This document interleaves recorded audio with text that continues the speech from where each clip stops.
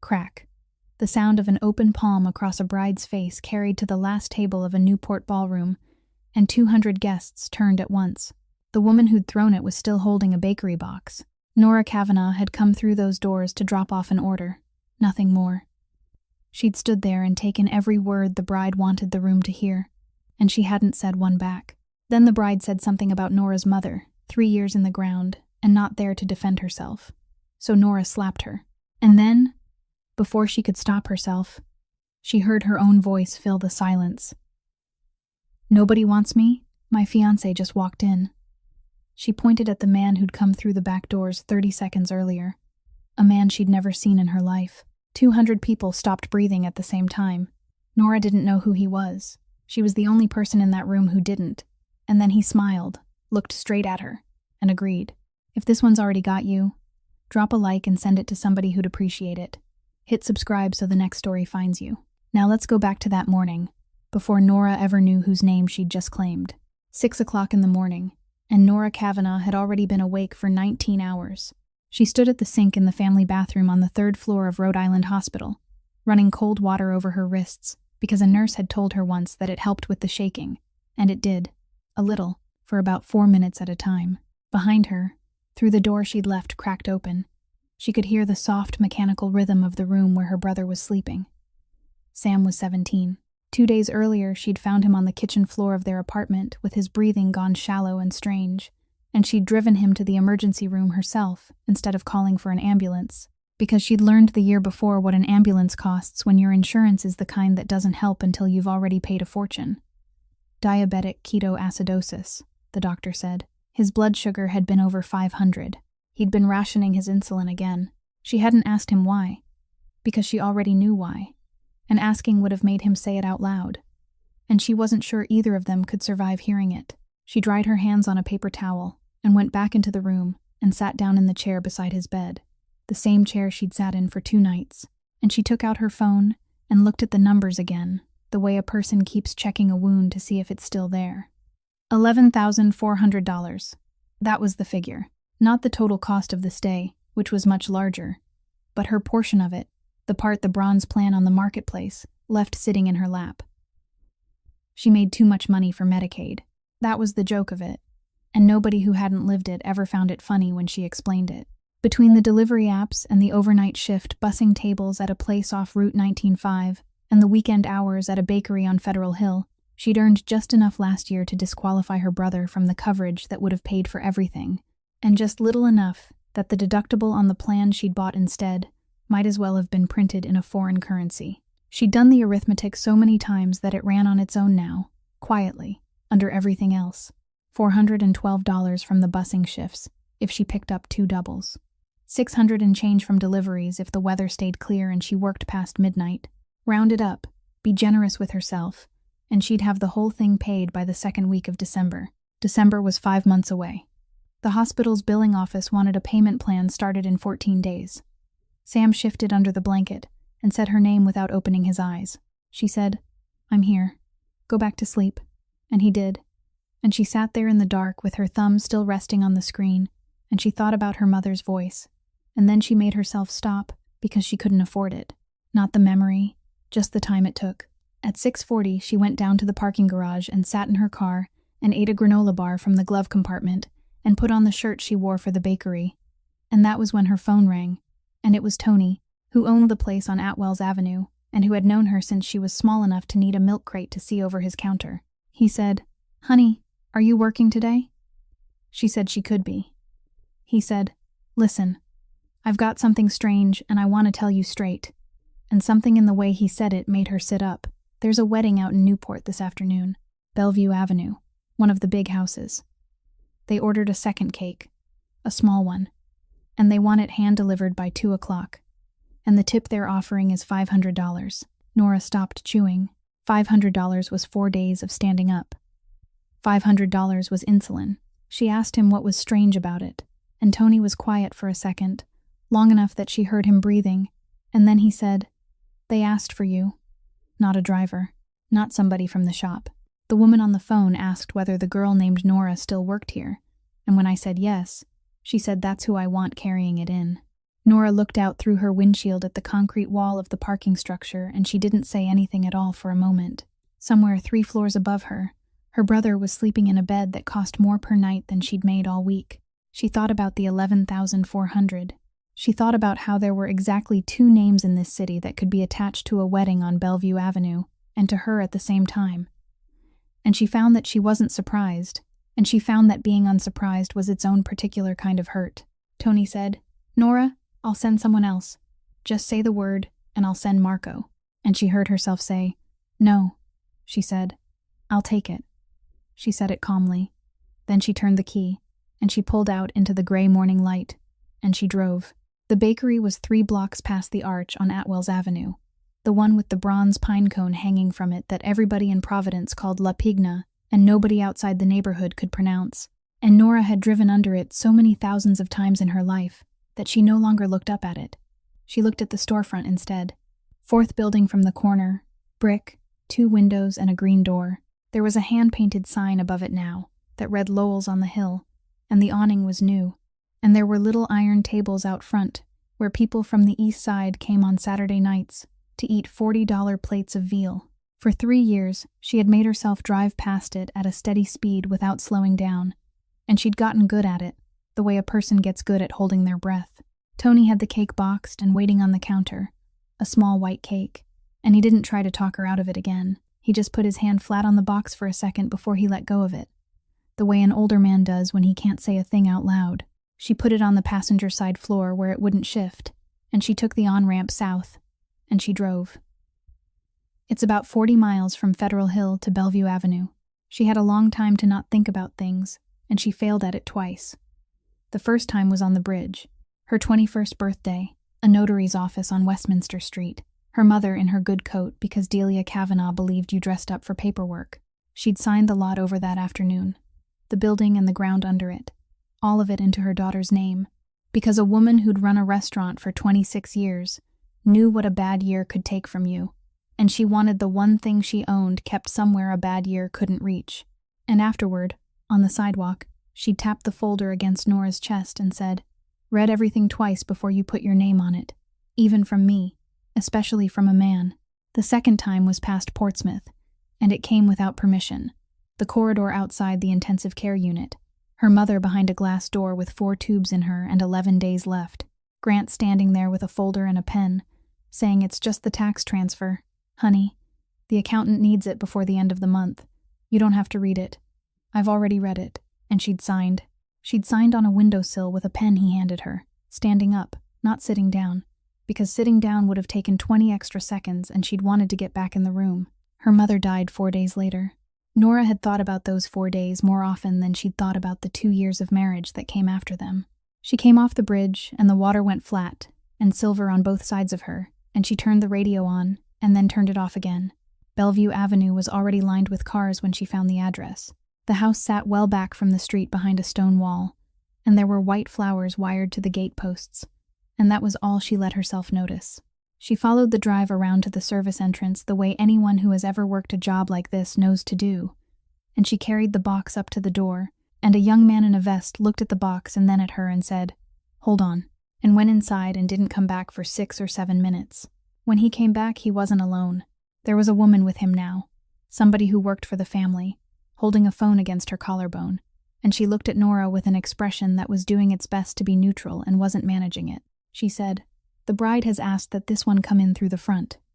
Nora didn't answer right away. She stood there on the concrete step with the cake in both hands, and she understood the entire shape of it in about 2 seconds. All of it, complete, the way you understand a slap before it lands.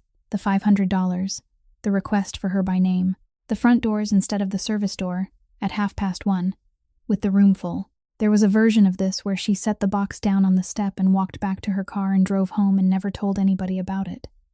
And she could feel that version standing right next to her, patient, offering itself. She thought about the number, $11,400, and 14 days, and a 17-year-old boy asleep on the 3rd floor of a hospital who had gone 6 weeks cutting his doses in half without telling her, and the $500 that was already promised and hadn't been paid yet. The woman with the phone said, "Ma'am." Nora said, "All right." She shifted the box so it sat level against her forearms.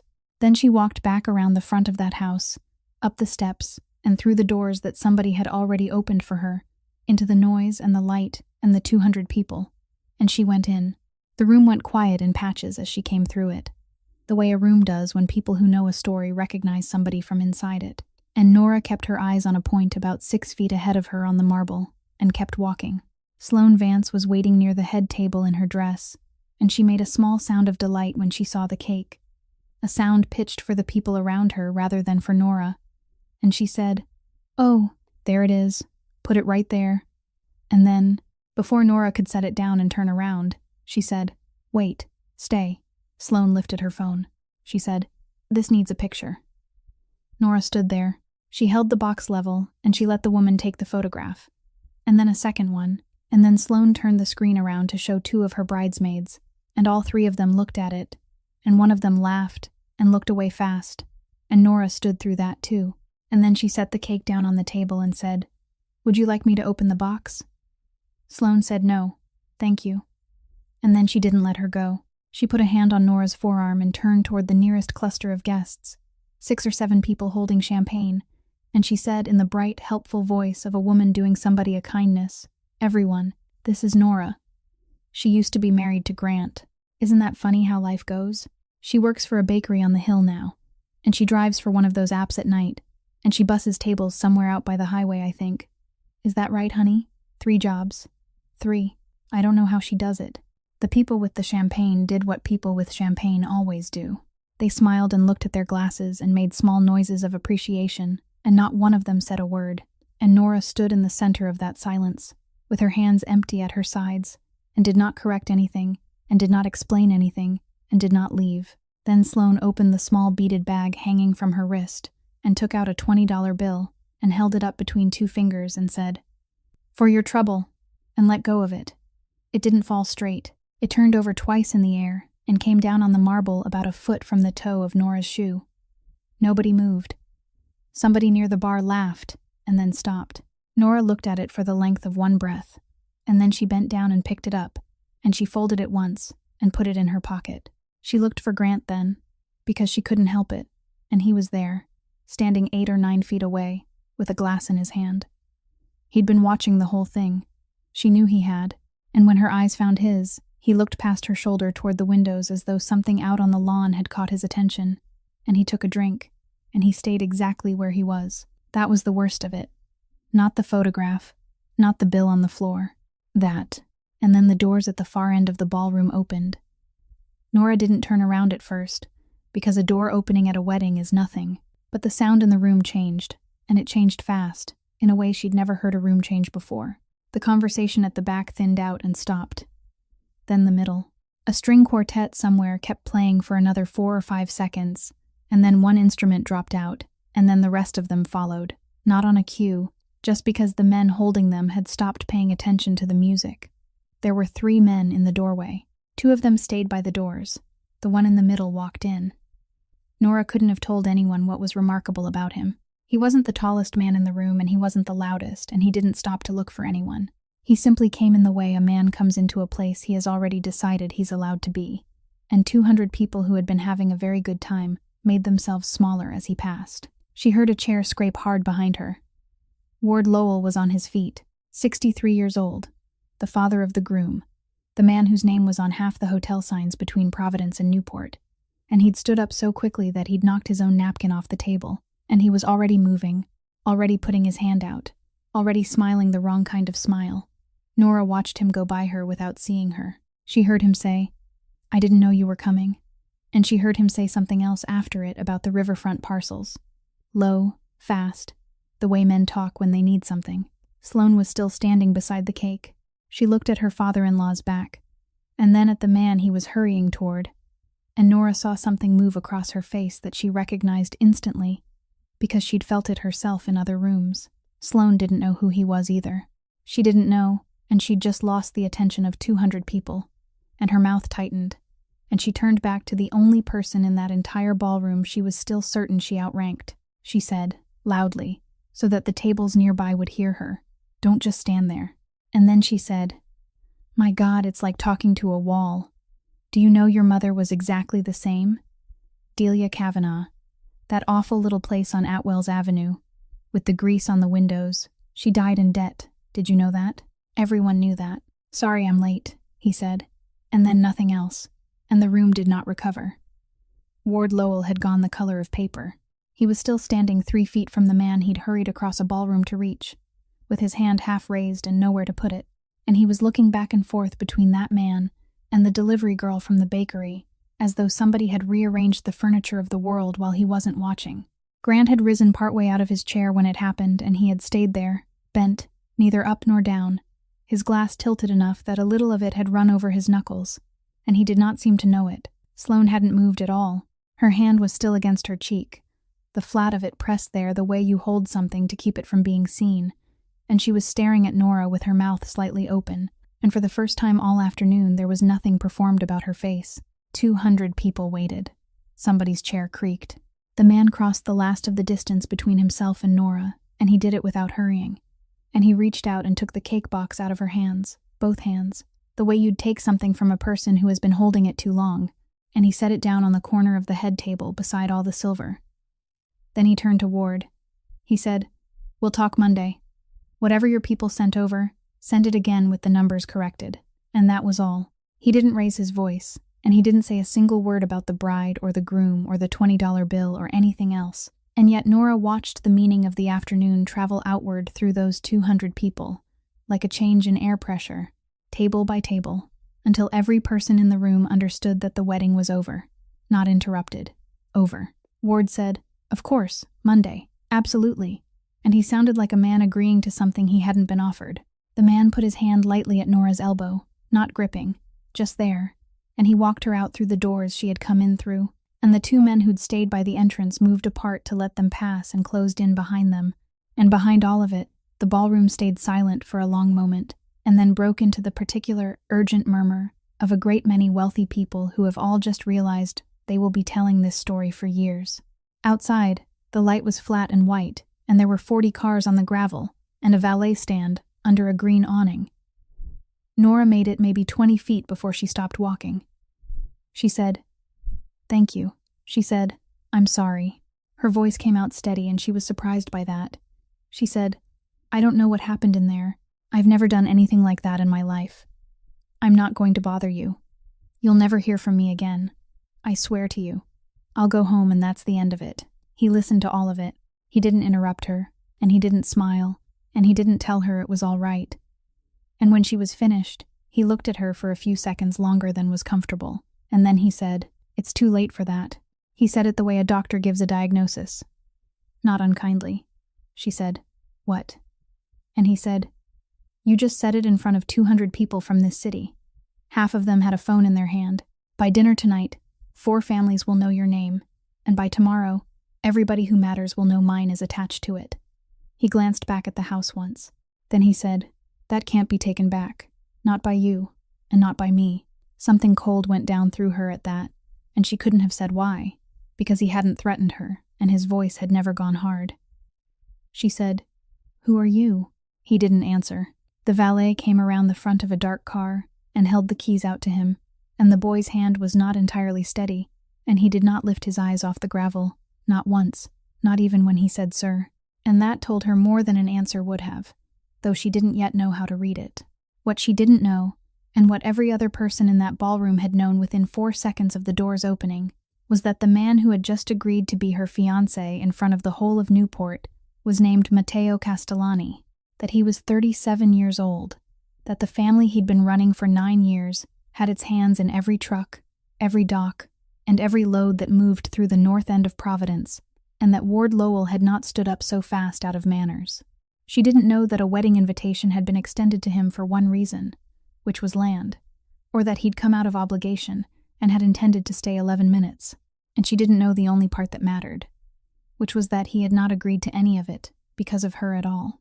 He'd walked into that room, and a woman in a white dress had said a name out loud, and it was a name he had last heard spoken to him on a cold sidewalk 18 years ago, and he had stopped where he stood. She found out at 9:20 the next morning, standing at the billing window on the first floor with her checkbook already open and the payment plan paperwork folded in her hand. The woman behind the glass typed for a while, and then stopped typing and turned the monitor slightly, the way people do when they want you to see that they aren't inventing anything, and she said, "Miss Kavanaugh, there's no balance." Nora said, "There's $11,400. The woman said, "There was. It cleared yesterday afternoon.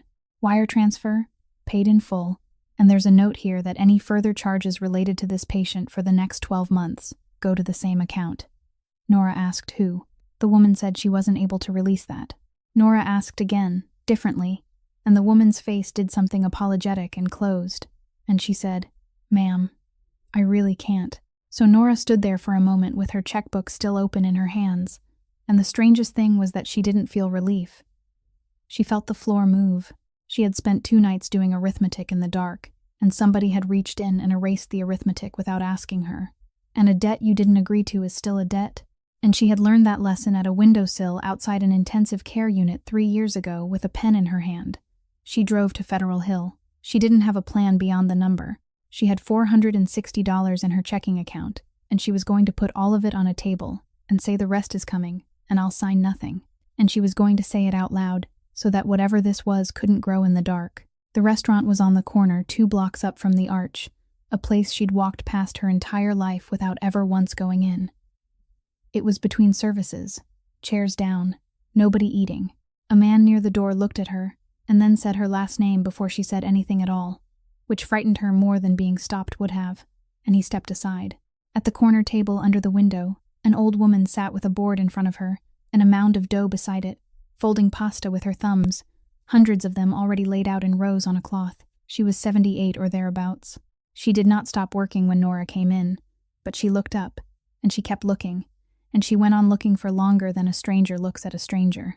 Long enough that Nora glanced away and then back, and the woman was still watching her, with an expression Nora couldn't read at all. And then the old woman lowered her eyes to her hands and folded the next piece and said nothing.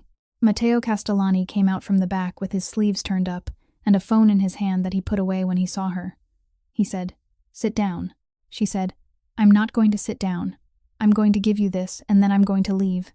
And she put the $460 on the nearest table, all of it, in a wrinkled band. She said, "I'll get you the rest in installments. I don't know how long it'll take, probably a year, but I'm not walking around owing $11,400 to a man whose last name I only learned this morning from a valet." He looked at the money on the table without touching it. Then he pulled out a chair for himself and sat and said, "That's not what I want from you." She said, "Then what do you want?" And he said, 6 months. She waited. He said it plainly, the way a man reads terms off a page. 6 months. You keep the word you used yesterday in front of that room. You're engaged to me. Not privately, publicly, at the places where those people go and where they'll be watching. And at the end of 6 months, it ends and you walk away and nobody asks you a question about it again. He said, "I need a reason to be standing close to Ward Lowell for the next half year. A business reason won't get me into his house. This will. There's a piece of the riverfront he needs from me, and I intend to take my time about it, and it suits me to be in the room while he's waiting." Nora stood there and listened to it, and felt something in her chest go very quiet and very cold. She said, "So you paid a hospital bill?" He said, "I paid a hospital bill," she said. "And now I'm supposed to stand next to you at parties and let people photograph me, and smile, and be a reason you're allowed to be somewhere." He didn't answer that, which was its own answer. She said, "No." Then she said it again, and the second time, her voice was steadier than the first. She said, "Do you know what I did yesterday for $500? I let a woman take my picture, and I picked money up off a floor in front of 200 people, and I'll pay every dollar of that bill back if it takes me 3 years. But I am done being what other people need me to be in a room. Find somebody else." And she turned and walked out past the man at the door and out into the sun on Atwell's Avenue, and left the $460 sitting on the table behind her. She had her hand on the door of her car when he said her name from the doorway behind her, not loudly, just once. He said, "Before you drive off, there's something on the table you should look at." She thought about getting in anyway. She had the key in her hand and the street was right there and nobody was holding her, but she turned around and she walked back, and when she came through the door, the old woman at the corner table was still folding pasta and did not look up this time. On the table where she'd left the $460, there was now a manila folder. Mateo opened it and slid the top document toward her and stepped back so she had room. It was a photocopy of a deed transfer. She knew it before she read a word of it. The way you know your own handwriting from across a room. Her signature was on the bottom line, and it was hers, small and cramped and tilted upward at the end, the way it always went when she wrote, standing up. The date was 3 years old. The property described in the body of it was a brick building, 4 doors down from the corner on Atwells Avenue and the ground it stood on, and the party receiving it was an entity she'd never heard of, that she now understood had eventually become Lowell's on the Hill. She said, "I know. I signed it. I've always known I signed it." He said, "Look at the notary block." She looked. There was a stamp in the lower corner, and a signature beside it, and a line for the date on which she had appeared before the notary in person. And Mateo put one finger flat on the paper next to it and said, "That impression is under your signature." She didn't understand at first. He said, "Look at where the ink sits. The stamp is beneath your name, not over it." He said, "That page was notarized before you ever put a pen to it. Somebody sealed it and dated it, and then went looking for a hand to sign it." He took his finger off the paper. He said, "You didn't sell that lot. It was taken from you." She stood very still and read the same 11 inches of paper 4 times over, and something in her began to hurt in a way she hadn't been braced for, because for 3 years she had carried the whole of this as her own stupidity, her own hurry, her own fault. A woman who signed a thing in a hallway because she wanted to get back into a room. She said, "This is a photocopy. Where's the original?" He said, "That's the question, and I can't answer it yet." He said, "I can show a stamp in the wrong place. That gets you a lawyer, and a lawyer gets you a lawsuit against a family that has a floor of them, and in 4 years you'll have spent money you don't have, and they'll settle for nothing, and it'll be finished." He said, "I can prove what happened to you, but not on my own." She asked him what that meant, and he said, "It means I need to be inside their house for 6 months." She looked at the folder, and then at him, and she said, "That's a very convenient piece of paper for you to have found." He said, "It isn't convenient. It cost me 3 weeks and 2 people I'd rather not have owed." Then he said, "Sit down," and this time she did. He said, "If you do this, there are 3 rules, and I'll say them once." He said, "First, you don't lie to me, not about small things. Not to spare me, and not to spare yourself. If I ask you where you were, you tell me, and if you don't want to tell me, you say that instead," he said. "Second, you don't go anywhere alone. Not to the hospital, not to that job out by the highway, not to your own front door at 2 in the morning. Somebody will always be with you, and you'll find it insulting for about a month, and then you'll stop noticing." She said, "And the third." He was quiet for a second longer than he had been for either of the others. Then he said, "Third, you don't ever ask anybody for anything again. Not a favor, not an extension, not another 2 weeks, not mercy. Not from Ward Lowell, not from a billing office, not from me." He said, "If you need something, you say what it is and you say it once.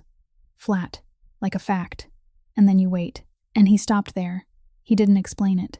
He didn't soften it into a kindness or dress it up as advice. And he didn't tell her why a man in his position would put that third and last, or why he'd said it as though he were repeating something he'd been told himself a long time ago. He just watched her and waited. She said, 6 months. He said, 6 months. She said, "All right." He pushed the folded band of bills back across the table toward her, and she took it. And she went out onto the sidewalk. And she got into her car and shut the door and put her hands on the wheel. She sat there in the sun for a long while, and she started to cry. Not for the deed, and not for the building with the new awning 4 doors down, and not for her mother, for the third rule. She cried the way people cry when a stranger says the one sentence nobody in their life has ever thought to say to them. And she could not have told a single soul on earth why that particular sentence had done it. Sam came home on a Thursday, and Mateo came to the apartment on the Saturday after that, and Nora had spent the whole morning dreading it, because she had watched a great many adults meet her brother over the last 3 years, and she knew all the ways they did it wrong. They came in too warm. They brought something. They stood at the foot of the bed, with their hands folded, and used the voice people use in churches. And then they said the thing they all said, which was that he was so brave, and Sam would say thank you and wait for them to leave, and then not talk for an hour. Mateo brought nothing. He didn't ask how Sam was feeling. He shook the boy's hand, sat down in the chair by the window as though he intended to be there a while, and said, "What's your average running at?" Sam looked at him. "Nobody had ever opened with that," he said. "Over the last 90 days, about 220, Mateo said. "And what should it be?" Sam said. "Under 150. Mateo said, "All right, and what happened?" And here was the thing that Nora would think about for a long time afterward, standing in her own kitchen doorway with a dish towel in her hands. Sam told him, not the version he told her, which was that he'd forgotten a few doses and gotten sloppy. The real one. He said, "A vial is what it is even with the plan, and there were 4 weeks in June where I could take what I was supposed to take, or my sister could stop doing the overnight shift, and I did the math and I decided I could stretch it," he said. "I know what that did. I'm not stupid about it. I just made a choice, and it was the wrong one, and I'd probably make it again." Mateo listened to all of it without moving. Then he said, "That was a bad trade, not because of what it did to you, because you made it alone in a room and didn't tell anybody, and a decision like that is worth less when only one person has seen it." He said, "Don't do it that way again." Sam said, "Okay." And that was the whole of it.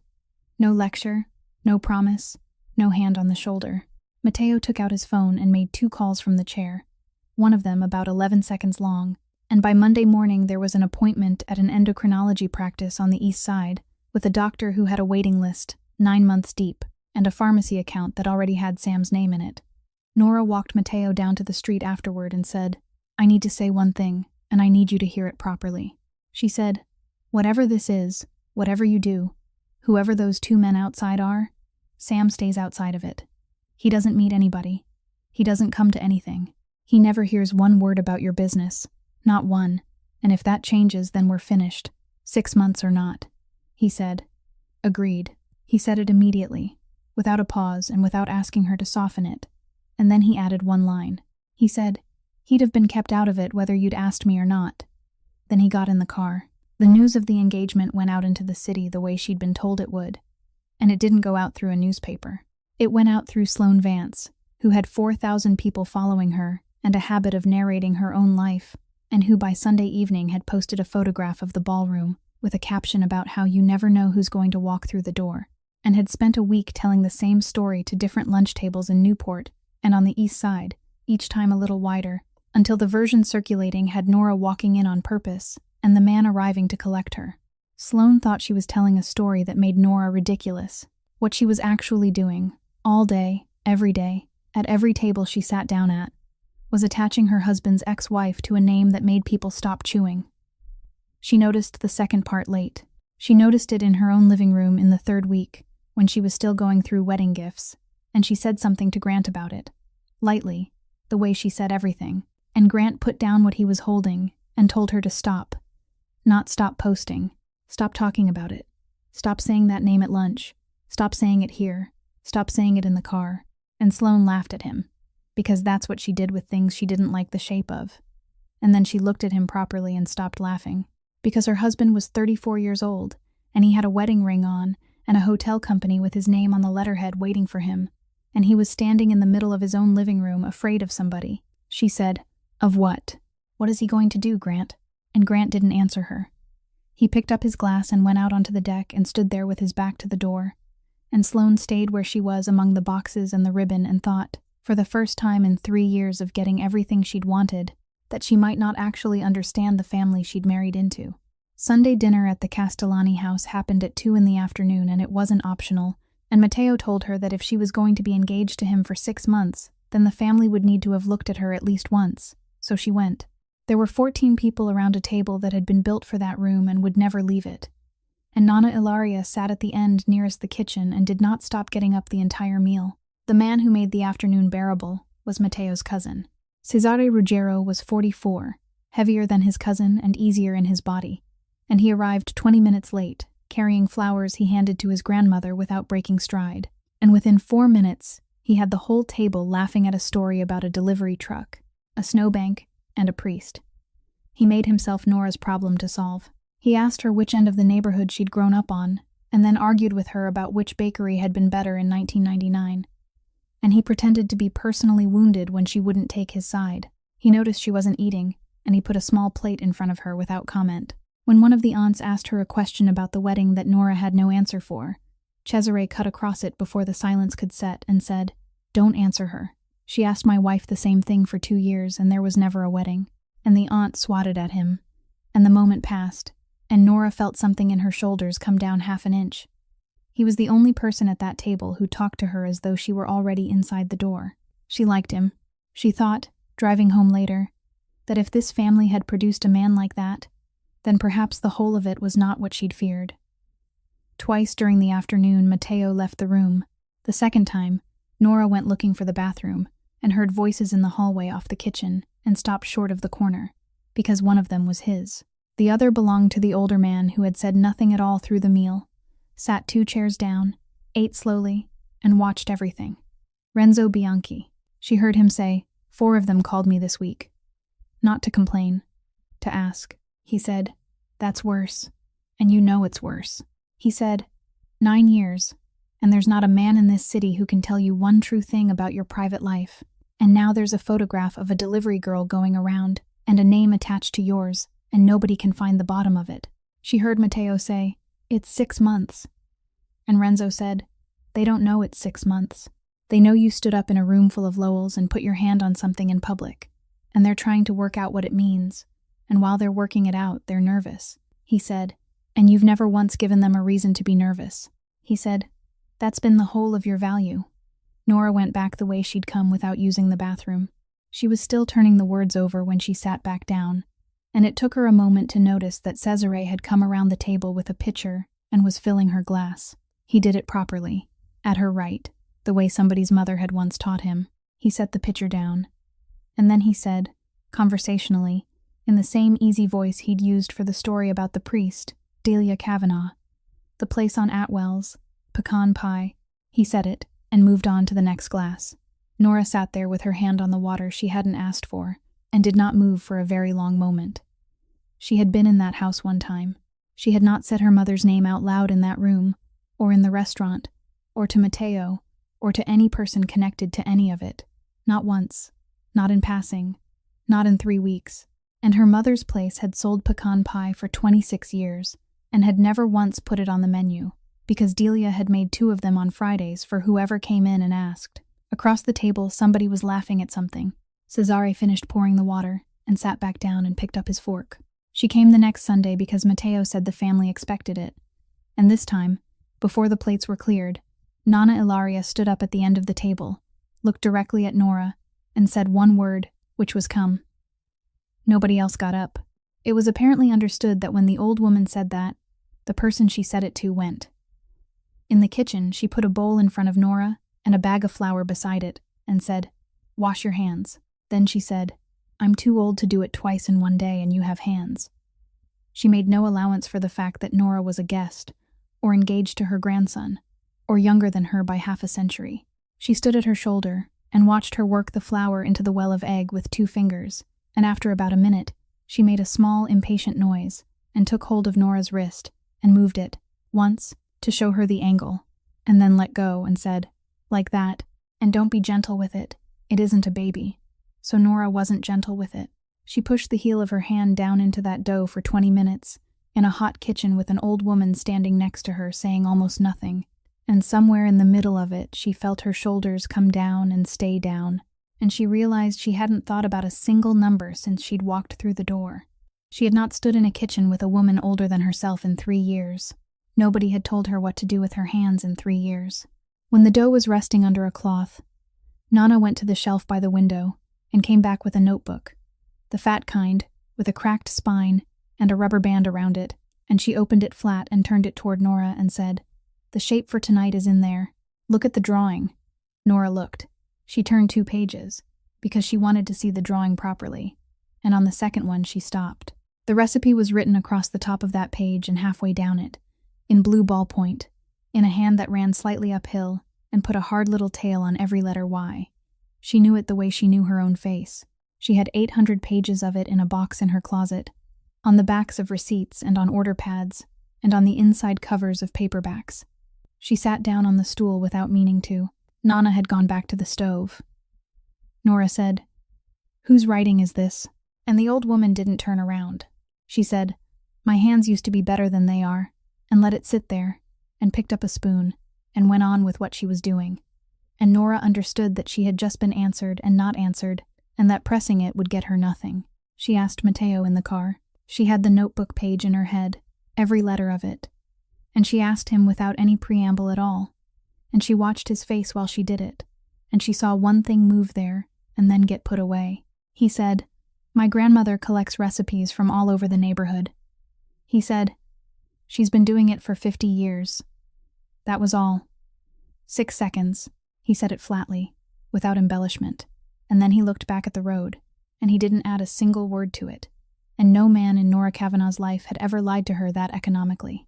He'd told her 3 weeks ago, sitting at a table on Atwell's Avenue, that the first rule was that she wouldn't lie to him. He hadn't said anything about himself. She didn't call him on it.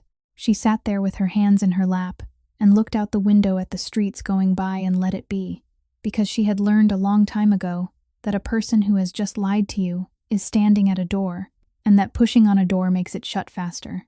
She said nothing for the rest of the drive. That night she stayed at the house on the east side, the way she did on Sundays now for appearances, in a room at the far end of the second floor with the door closed. She was awake. She had the lamp off, and she'd been lying there for an hour when she heard the floor in the hallway. Somebody came along it and stopped outside her door. Not walking past. Stopped. She lay still with her eyes open in the dark and waited for the knock. It didn't come. She could hear him out there. She lay there and listened to a man not moving, 3 feet from her on the other side of a closed door, for what she guessed afterward was 4 or 5 minutes, and she found that her heart was going hard in her chest, and that she wasn't afraid, and that she couldn't have said what she was instead. Then the boards took his weight again, and the sound went away down the hall, and a door closed somewhere at the other end of the house, and Nora lay awake until the window went gray. The Lowell Hospitality Group held its benefit for the Children's Hospital in the second week of September, and Mateo told her a month in advance that they were going, and that it was the reason the 6 months existed at all. She said, "They'd rather die than have me in that room." He said, "That's why we're going." So she went, and Ward Lowell shook her hand at the door in front of a photographer with a smile that had been engineered in a laboratory. And for the first 40 minutes, nothing happened at all. It started near the silent auction tables, where a reporter from one of the local business weeklies had been circling Ward all evening looking for a quote about the riverfront. Ward saw her coming and turned so that Nora was inside the group, and then he said, warmly, "You should talk to my former daughter-in-law. She's had quite a year." And Sloane, who had appeared at his elbow the way she appeared everywhere, said, "Oh, she has." She said, "Nora, tell her the truth, because I've heard 3 different versions. Were you delivering a cake at my wedding, or were you a guest?" The reporter had her recorder out. Nora said, "I was delivering a cake." Sloane said, "See? That's what I keep telling people. And it's nothing to be embarrassed about. And honestly, it's a wonderful story. From the back of a bakery van to all of this in 9 weeks." And Ward said, laughing, "The American dream." And 1 or 2 of the men laughed with him. And then he said, "Still, I do wonder." And he turned his glass a little, what a young woman thinks she's getting into. "There's a great deal about that family that doesn't appear in the newspaper." Sloane said, "Well, her mother ran a restaurant, so I suppose she's used to a certain kind of clientele." And there it was, out in the open, in front of a reporter with a recorder. Nora felt the whole thing arrive in her chest, and she waited, and let 2 seconds go by, and did not raise her chin, and did not smile the way a woman smiles when she is about to win something. She said, "My mother ran that restaurant for 26 years. She said, she fed the fire crews on Atwell's Avenue for free every Christmas Eve for 19 of them. When old Mr. Petrarca lost his wife, she sent a plate up to his apartment every night for 4 months, and he never knew who was paying for it, because she told him the church was doing it. She said, she paid a girl who worked for her through 2 pregnancies when she couldn't afford to pay herself." Then she looked at Ward Lowell and she said, "She died 3 years ago in a bed at Rhode Island Hospital." Then she said, "If you want to say something about her, say it about that." And she stopped. She didn't add anything. The silence that came after it wasn't the kind that had happened in the ballroom in Newport, where 200 people had gone quiet because something dangerous had walked in the door. This was slower and worse. A man on Ward's left looked down into his drink, A woman behind Sloane physically turned away and started reading a card on the auction table she had no interest in. Ward Lowell's mouth was still shaped for the end of a joke, and there was nowhere to put it. The reporter reached over and switched her recorder off, which was the most eloquent thing anyone did all night. And then she said, quietly, to Nora, and not to Ward, "I'm sorry," and moved away. Sloane said, "I only meant," and then didn't finish it, because she couldn't find the end of the sentence. And for the first time since a June afternoon in Newport, she had the look of a woman who understood that she had been standing on ground she didn't own. It was Grant who came for her 20 minutes later. He said, "Can I have 3 minutes?" And she followed him out onto the balcony because she wanted to hear whatever it was. And he stood at the rail with his back to the lights for a while before he said anything.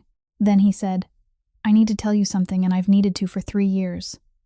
He said, "You think I found you in that restaurant?" She waited. He said, "My father went to your mother 3 times, 2017, 2018, and again the spring after. Cash offers, all 3, better each time." She said no. She wouldn't even sit down for the 3rd one, he said. "And then, that summer, my father put my name down for a table there twice a week and told me to be charming, and I was 29 years old, and I did what he told me, because I have done what he told me my entire life." His voice had gone thin.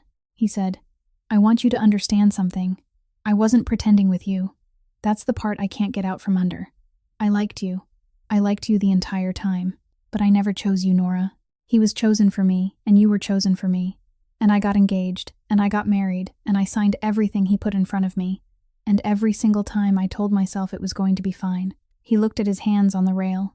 He said, "I never chose anything in my life." Nora stood there in the cold with the noise of the party coming through the doors behind her, and looked at a man she had been married to for 2 years, and had never once seen properly until this moment. And she felt no anger at all, which frightened her more than anger would have.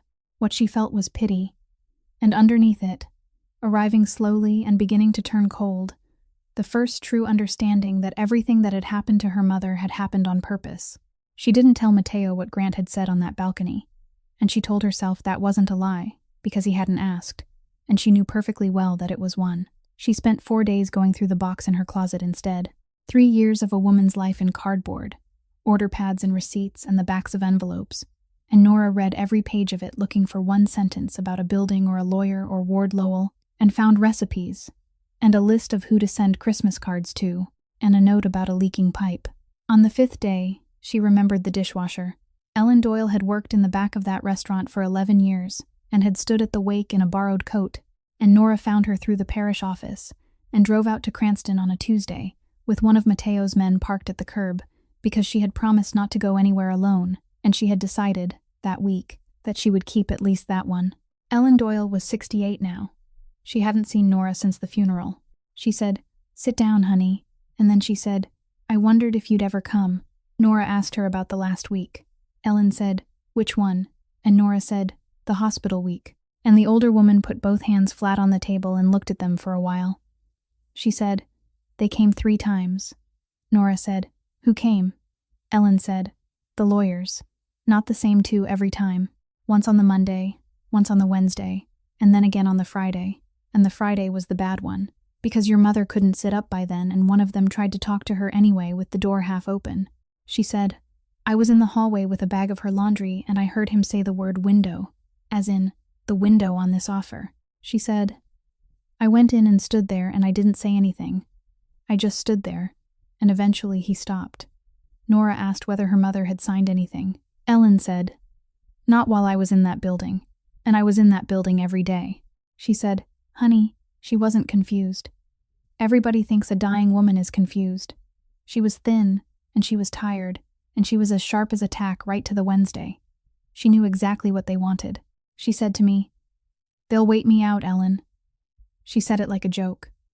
Then Ellen said the thing that Nora carried out of that house, and could not put down for weeks. She said, "On the Thursday, when they'd gone, she asked me to shut the door, and she said, 'I sent that paperwork to somebody who'll keep it.' She said, 'Not a lawyer, somebody decent.' Nora said, 'Who?' Ellen said, 'That's exactly what I asked her.' And she said, she just closed her eyes. She said, she was so tired by then. And she said, I asked her twice more that week, and she wouldn't tell me. And after a while I thought maybe she'd gotten muddled after all, and there wasn't anybody. She said, but she wasn't muddled, Nora. She said it like a woman putting a key somewhere. Nora drove home with her hands stiff on the wheel. Somebody decent. She turned it over the whole way up Route 10, and it came apart in her hands. Her mother had known 4 lawyers in her life, and had liked none of them, which she now understood was the point of the first half of the sentence. But the second half was worse than useless, because Delia Kavanaugh had called half of Providence decent. She'd called the mailman decent. She'd used it about a woman who bagged groceries, and about a nun who taught at the parish school, and about a man who came in for coffee for 11 years, and never once ordered anything else. So Nora made a list, and then she worked it, evenings, for 2.5 weeks. In between shifts, she hadn't quit, because she was not going to be a woman who had nothing of her own. She went back to Ellen once more with a photograph and a question, and came away with nothing. She called her mother's old parish and spoke to a priest who had arrived after the funeral, and knew nothing. She found the woman who'd run the flower shop on the corner, who had moved to Warwick and had a wall of photographs and no envelope. She called the bank and asked about a safe deposit box, and was told there had never been one. She went to the storage place on Valley Street, where they'd kept the restaurant's tables after it closed, and she stood in a metal room with a flashlight going through 11 chairs, a menu board, and a crate of coffee cups. She sat down on the floor of that unit at 11 o'clock at night and put her head back against the wall. 3 weeks of asking, and the truth was she had never once been within 100 feet of the answer. And she wouldn't be for 2 more months. What she didn't understand yet, and had no way at all to understand, was that she had already been in the same room with it, that she had put her hands in flour 11 feet from it, that she had sat on a stool and been handed a notebook, and had asked a question, and been told about an old woman's hands, and had let it go, and had walked out through the door. It happened on a Thursday, in the parking structure off Empire Street, at 10:20 at night. She had broken the second rule to do it. She'd told the man assigned to her that she was going home, and then she'd gone downtown alone to see a title clerk who worked late and had agreed to pull the recording index for her, and she'd come away with 2 pages of nothing, and she was on the 4th level, walking back to her car thinking about how she'd explain the lie in the morning. She got in. She had the key in the ignition when a black SUV came up the ramp with its lights off and stopped nose to nose with her front bumper, 4 feet away, and a second one came around from behind and stopped at her rear quarter panel, and she was in a box before she understood that she was in a box. She locked the doors. She got her phone into her hand.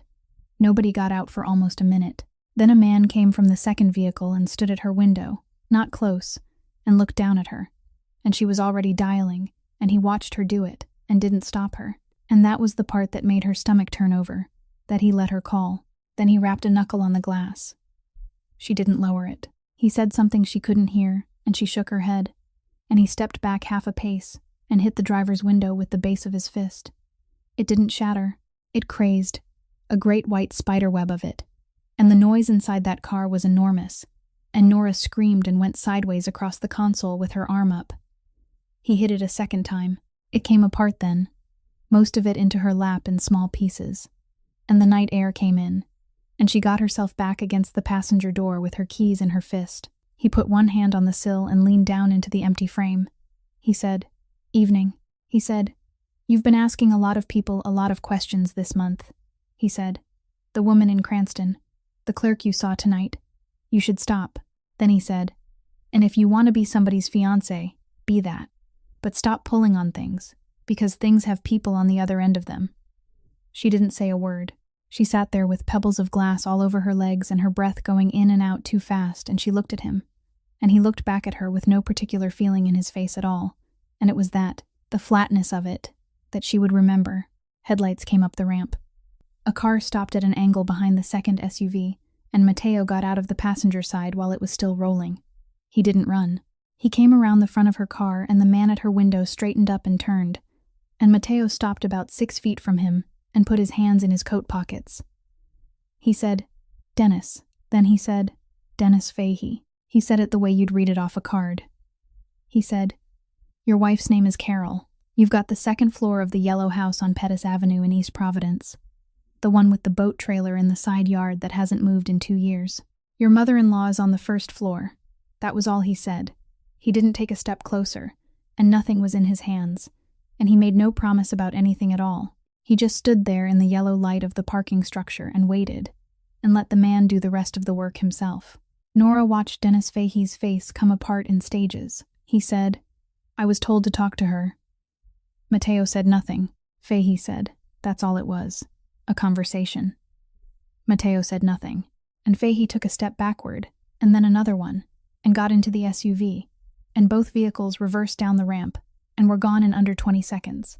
Mateo opened her passenger door and said, "Out," and she got out on legs that didn't work properly, and he walked her to his own car and put her in it, and got in beside her and shut the door. Then nobody said anything for a while. Her hands were doing something she couldn't stop. She had them clamped between her knees, and they were still doing it, and she could hear her own breathing filling up the car. And she said, "I'm sorry," and she didn't know what for. And she said, "I lied to you. I said I was going home." And he said, "I know." His hands were on the wheel. He wasn't driving. He was holding it at the top with both hands, hard enough that she could see it, and he was looking straight ahead through the windshield at a concrete wall. She said his name. He turned his head, and she reached over and took the front of his coat in her fist and pulled. And he came, and she kissed him. It wasn't gentle, and it wasn't anything she'd decided. It came out of the shaking. Out of 11 weeks of being watched and photographed and talked about. Out of a man's voice through a broken window and 100 nights of arithmetic in the dark. He let go of the wheel. One hand came up to the side of her face and stayed there. And for about 4 seconds, he was the only warm thing in the world. Then he stopped. He put both hands on her shoulders and moved her back into her own seat. Carefully, the way you set down something breakable. And he didn't say anything at all. He got out of the car. He shut the door and stood out on that concrete floor with his back to her, 10 feet away. And he stayed there for a long time. And Nora sat inside with glass in her lap, and her mouth still warm, and had absolutely no idea what she had done wrong. He didn't speak to her for 2 days. On the 3rd night, he came and found her in the kitchen at the house on the east side and said, "Come with me." And she followed him down the hall to the room at the front that she had never been inside. And he shut the door and turned on one lamp and went to the wall behind the desk and moved a panel and opened a safe. He took out 2 things. He put one of them face down on the desk, and he set the other in front of her without a word, and it was a photograph. Color, faded on one side the way prints from that era go, taken from across a street. The front of a restaurant on Atwell's Avenue with the old awning and the grease on the windows. A woman standing in the doorway in an apron, 30-something, thin, her hair pinned up off her neck. And on the bottom step, sitting with his elbows on his knees, a boy of 18 or 19 in a coat that was too big for him. She was holding out a paper box. Nora looked at it for a long time. She said, "That's my mother." Then she said, "Who took this?" He said, "A man who was paid to follow me." He said, "There were photographs of me on 11 different streets that winter. That's the only one I ever wanted." He sat down on the edge of the desk. He said, "My father was shot in October of 2007, he said. "It doesn't matter by who, and it doesn't matter why. I was 19. 3 months after that, I had a name that everybody in this city knew and nobody in this city would stand next to." He said, "You want to understand what that means? It means the man who'd cut my hair since I was 6 told me he was full. It means my father's own brother crossed Broadway so he wouldn't have to say hello to me." He said, "I had $11 and a room above a garage, and I couldn't get served. Not because they hated me, because of who might be watching them serve me." He looked at the photograph. He said, "I sat down on those steps because my feet hurt, and I hadn't eaten since the day before. And I wasn't going in there, because I already knew what happens when I go in somewhere," he said, and she came out. She said, "Are you going to sit there?" And I said, "I've got money." And she said, "I didn't ask you that." He stopped. He said, "She brought me a box, chicken and potatoes and a piece of pie. She said her name was Delia and she didn't ask me mine. And when she gave me the box, she said, 'Come inside and sit at a table. People don't eat on a doorstep.'" He said it once, in her mother's cadence, and then he did not repeat it and did not explain it. He said, "I sat on the step and ate it anyway, that first night, but I went back." He said, "I went back every 3 or 4 days from the middle of December until the end of March, and she never took $1 off me, and she never once asked me my last name." He said, "And after the 4th or 5th time, I sat at a table." He was quiet then. Nora had her hand flat on the desk beside the photograph, and she was not looking at him. She said, I don't remember you, he said. You were 9 years old, he said. You were probably in the back doing homework. There's no reason on earth for you to remember me, she said, in Newport, when Sloane said her name. He said, yes, she said. That's why. He said, yes, she said. So it was never me. Not the bill, not the 6 months, not the deed. It was her, he said. It was a debt. He said, I've paid every debt I've ever had, and I don't leave one open for 18 years. And then he said the rest of it, and he said it flatly, without any attempt to be forgiven. He said, and I didn't tell you, because the day you find out, you start being grateful. He said, I've had people around me my whole life who were grateful, and I know exactly what they're worth, and I didn't want it from you. So I lied to you in the car about my grandmother's notebook, and I've let you go on for 11 weeks thinking you owe me, when the truth is the other way around. He said, that's the whole of it. Nora stood there with her hand on that photograph, and she did not say it's all right, and she did not say thank you, and she did not reach for him. What she said, after a long time, in a voice that came out lower and harder than she expected, was, you told me your first rule was that I don't lie to you. He said, yes, she said. You never said anything about the other direction. He said, no, I didn't. She looked at the woman in the apron in the doorway, 37 years old in that picture, younger than the man sitting on the desk was now. She said, I've spent 3 weeks driving around this state asking strangers about my mother's last week. She said, 3 weeks, and you had this in a wall. Then she picked up the photograph, and she put it down again on the desk, face up, where he'd have to look at it. She said, I'm going to bed, and she went out and left him there with the lamp on, and the second thing from the safe, still lying face down where he'd set it, untouched. And she didn't notice it, and he didn't stop her to say it was there. She came back down at 6 in the morning because she hadn't slept, and the lamp was still on and he was still in the chair behind the desk. And the second thing from the safe was sitting square in the middle of it now, with a woman's business card clipped to the front. Adele Novak, attorney at law, an address on Weybosset Street. He said, sit down and read this. And then he got up and went and stood at the window and let her do it. It was a document production, 90-odd pages. Some of it printed clean, and some of it photographed at an angle on somebody's desk. And it was all Lowell Hospitality Group, internal, and the first 30 pages of it were about the parcels along the old highway land, the ground that came free when the state pulled the elevated part of Route 195 out of the middle of the city. $210 million. Hotel, garage, 60,000 square feet of retail, a public promenade with the family name on it. There was a rendering. There was a term sheet with a bank in Boston. And the bank's commitment was conditioned on site control, which meant every lot inside the assembly line drawn on the map, and Nora found the lot she was looking for on page 19, 4 doors up from the corner on Atwells Avenue. It sat outside the highway parcels by 400 feet, and she didn't understand why they needed it until she read the traffic memo, which explained that the promenade required a service road, and the service road required that block, and there was no version of the plan without it. The whole $210 million ran through her mother's building, and there was a schedule. The city council's vote on the disposition agreement was set for the second Tuesday in November, and every page in the second half of the file was somebody moving toward that date. Then she got to the acquisitions memorandum, and it was 7 pages, and it was dated the spring of 2019, and it was written in the flattest English she had ever read in her life. Subject property, owner deceased, title now vested in daughter. Prior direct offers declined 3 times, principal unwilling. There was a section headed alternatives, and it had 4 of them, numbered, with a cost and a timeline beside each one. Number 1 was litigation, and beside it somebody had written the words slow and public. Number 3 was condemnation through the city, and beside that, uncertain, election year.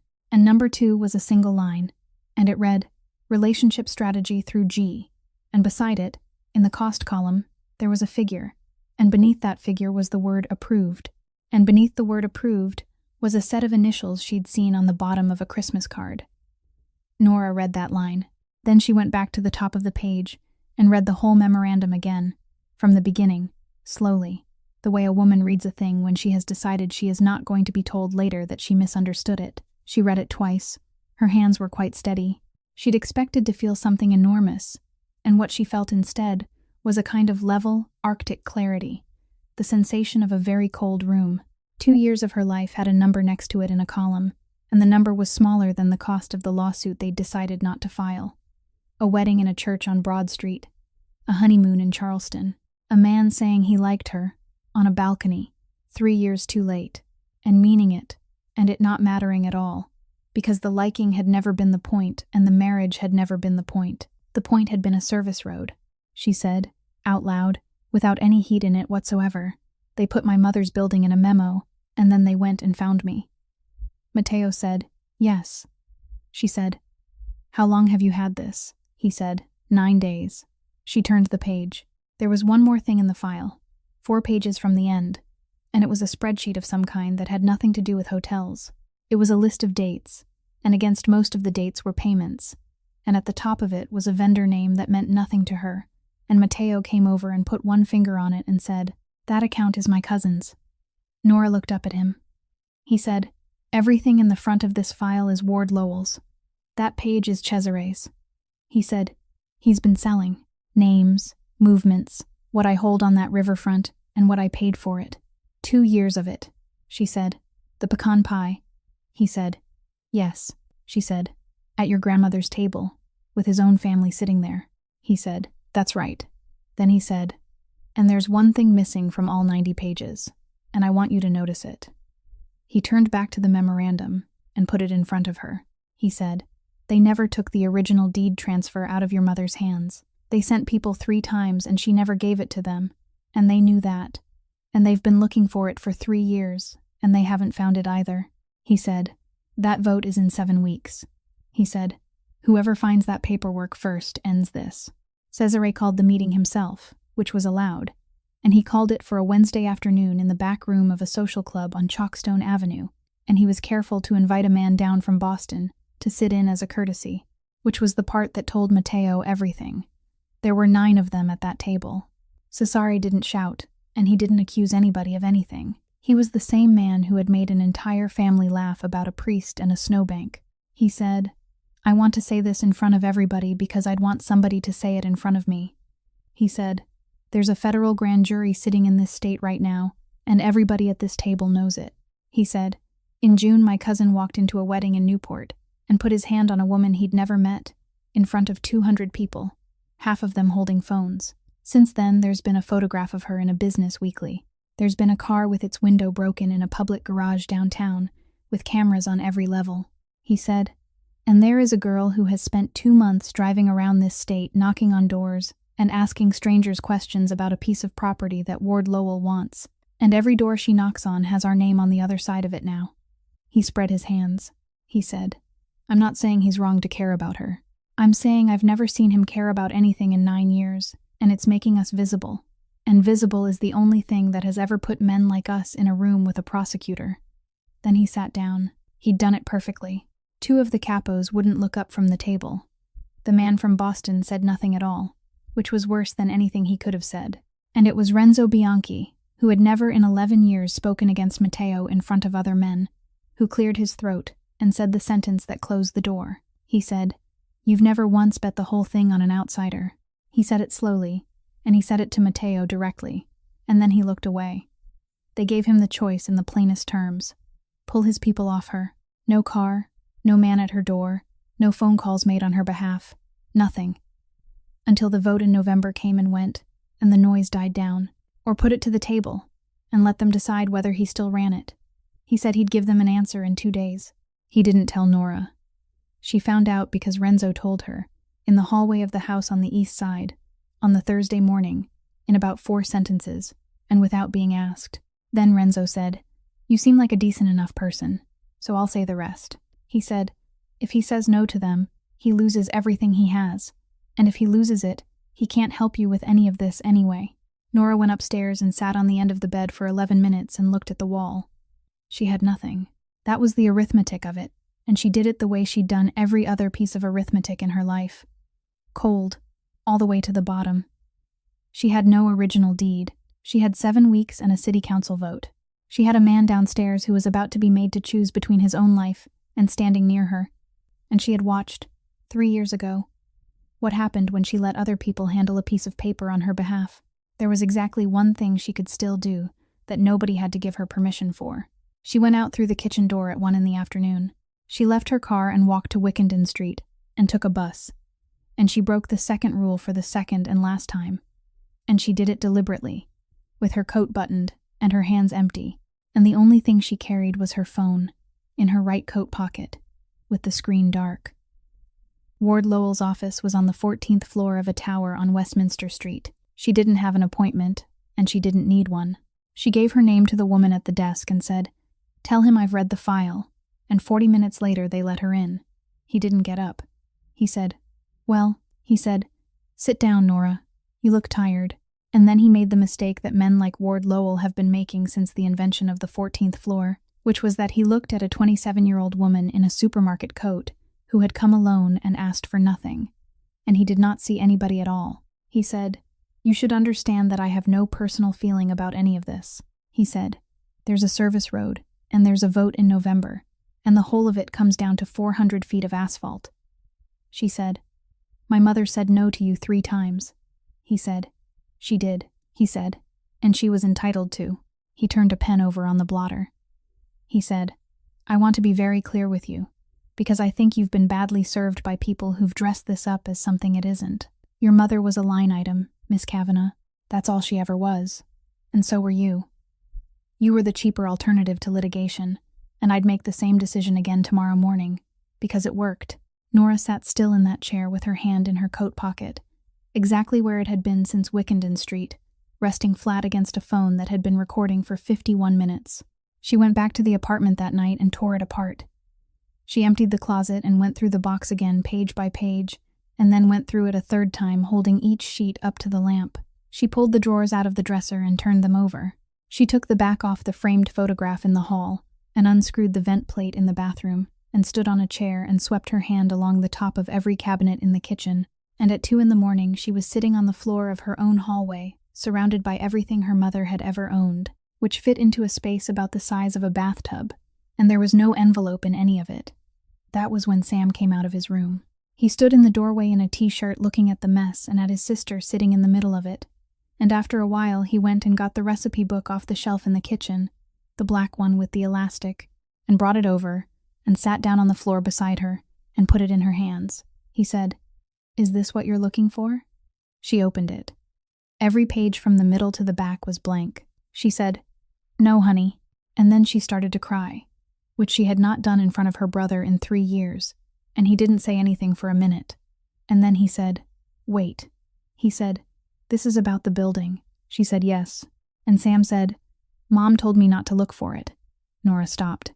She turned her head and looked at him. He said, "That last week." She said, "What?" He said. She said, "Don't go looking for it, Sammy. It's not in the house." He was 14 years old, and he was trying to get the words in the right order the way you do with something you've carried around unexamined for a long time. He said, she said, "I sent it to somebody decent." Nora sat on the floor of that hallway with the empty book open on her knees and heard her mother's voice for the second time in 1 month out of somebody else's mouth. She said, "Why didn't you ever tell me?" And Sam said, "Because you never asked me."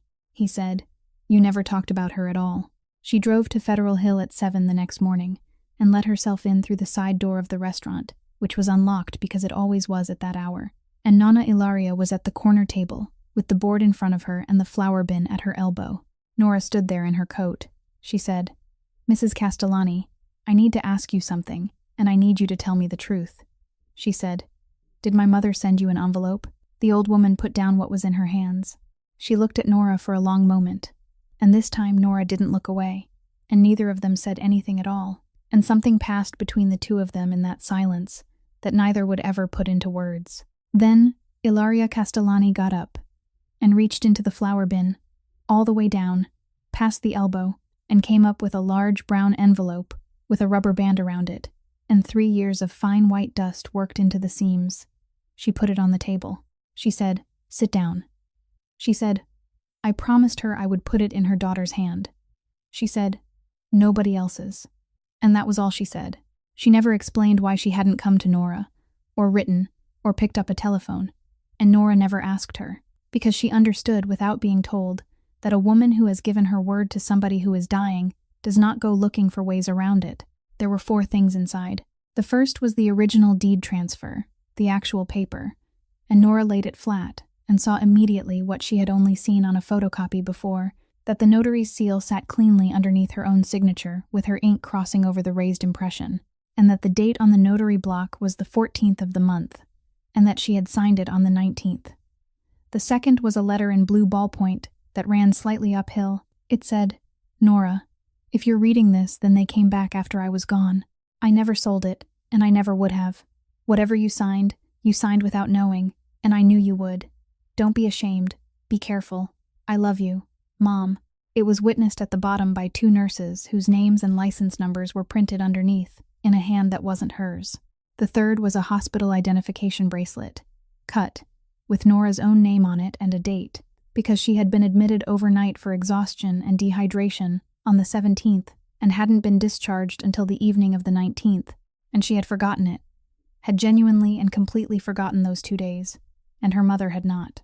The fourth was a photocopy of 2 pages of the intensive care visitor log, initialed by the ward clerk, showing where Nora Kavanagh had been between 4 and 9 o'clock on the evening of the 19th of March, which was several miles from the notary's office on Westminster Street, where a stamp said she had appeared in person. Nora sat at that table with all 4 of them laid out in front of her and put her hands over her face. Nana Ilaria didn't touch her and didn't speak. She simply moved her chair around to the same side of the table and sat down beside her, close, and picked up her board and her dough and went on folding, and the 2 of them stayed there like that in an empty restaurant while the light came up on Atwell's Avenue. They held the groundbreaking ceremony on the 2nd Tuesday in November at 11 in the morning, 4 hours before the council vote, on a gravel lot off the old highway land with a white tent and a podium and a scale model of the promenade under glass. There were cameras from 2 stations, and a photographer from the paper, and the deputy mayor and a man from the bank in Boston. And Ward Lowell stood at that podium in front of a rendering of his own name and told them that a great city renews itself in the hands of the people who love it, and that Federal Hill had waited 40 years for somebody to believe in it, and that his family was proud to be that somebody. Nora walked up while he was still talking. She didn't take the microphone away from him, and she didn't raise her voice. And when he stopped mid-sentence and looked at her, she simply said, "I'd like 90 seconds. And then she held up her phone and pressed play. And what came out of it in that tent, clear enough for the boom on the second camera to catch every word, was Ward Lowell's own voice saying, "Your mother was a line item, Miss Kavanagh. That's all she ever was. And so were you. You were the cheaper alternative to litigation. And I'd make the same decision again tomorrow morning. 6 seconds. She stopped it there. Then she set 3 things down on the podium, side by side, and she explained them in the flat voice of a woman reading a receipt out loud. She said, "This is the original transfer of my mother's property, signed by me. The notary's seal is under my signature, and the notary block is dated the 14th of March. She said, "I signed this on the 19th. She said, "And this is a letter my mother wrote and had 2 nurses witness, saying she never sold that building and never would have." Then she picked up the last one. She said, "And this is a copy of the intensive care visitor log from Rhode Island Hospital, initialed by the ward clerk, showing where I was on the evening of the 19th of March. She said, I was on the 3rd floor with my mother. She said, I have never in my life been inside the notary's office on Westminster Street." She looked at Ward, not at the cameras. She said, "That notary retired to Florida in 2022. He came back 3 weeks ago. He's been sitting with the Attorney General's office since 8 o'clock this morning." Somewhere behind her, the deputy mayor was saying something to an aide, and the man from the bank in Boston had already stood up and started walking toward the parking area with his phone against his ear. And Ward Lowell put one hand flat on the podium and said nothing at all, because the sentence he needed had not been written. Matteo Castellani never came to the tent. He did his part in a room on Chalkstone Avenue at 9 that morning, in front of the same 9 men, and he did it with 3 pieces of paper. He laid out 2 years of payments from a Lowell entity into an account belonging to Cesare Ruggiero, and then he laid out the log of a federal proffer session held in September, and then he put his hands in his pockets and let the table read. He didn't have to say a word about loyalty. He simply set his cousin's ledger and Ward Lowell's ledger side by side on the same table, and let 2 men who had been holding each other up go down holding each other, and the man from Boston looked at the pages for a long time and then said, All right. And that was the end of Cesare's afternoon, and of a great deal else besides. Sloane Vance found out what she was from a document she wasn't supposed to see.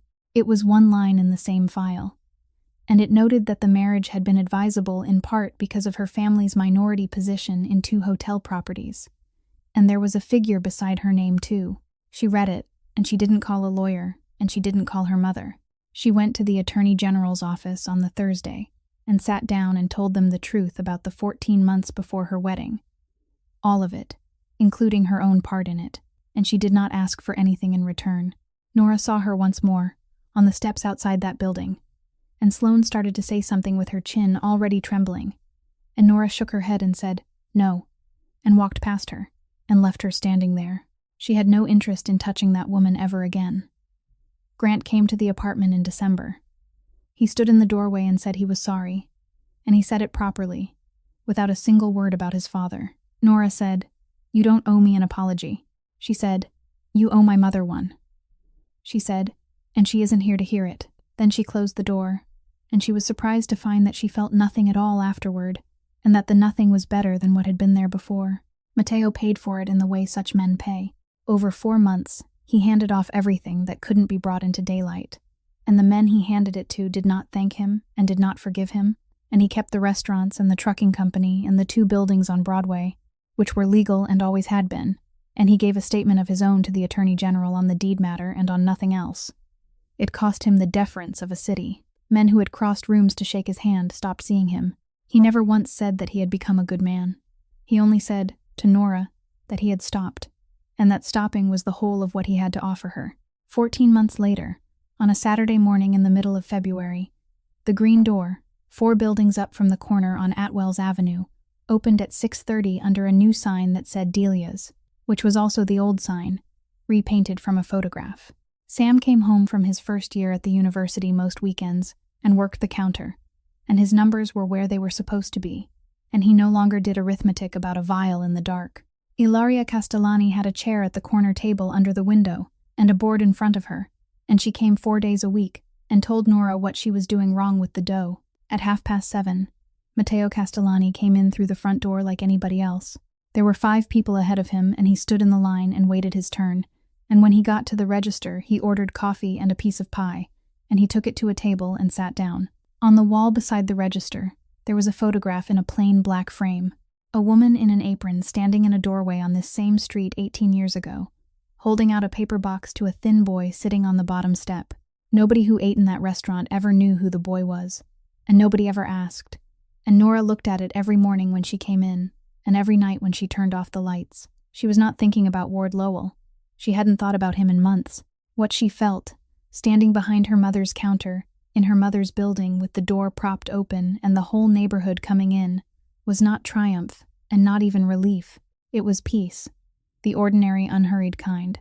The kind that comes to a person who has told the truth once, completely, and been believed. Here is what her mother knew that a man with $210 million never learned, that the way you treat a person who has nothing to give you is the only honest measure of who you are.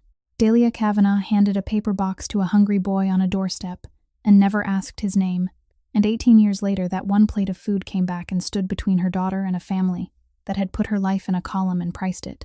Dignity is not something other people hand to us, and it is not theirs to take away either, no matter how many floors their building has, and no act of kindness is ever really lost. It waits, quietly, sometimes for a very long time, and then it comes back through the front door and stands in line like everybody else. If this story moved you, please give it a like and share it with someone who needs to hear it today, and subscribe to our channel so you can join us for a new story every day. We would truly love to know what this one stirred in you. So tell us in the comments, and tell us where you've seen this in your own life. The kindness that came back, or the moment somebody looked straight through you and you had to find your own worth without their help. We read every word, and we listen. Wishing all of you good health, a peaceful heart, and quiet joy in your days. Goodbye for now, and we'll see you in the next one.